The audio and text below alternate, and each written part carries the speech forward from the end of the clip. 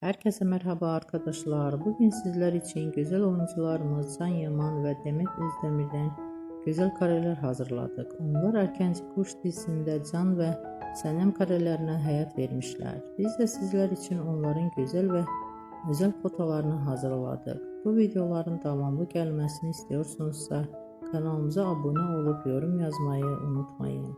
Hoşça kalın.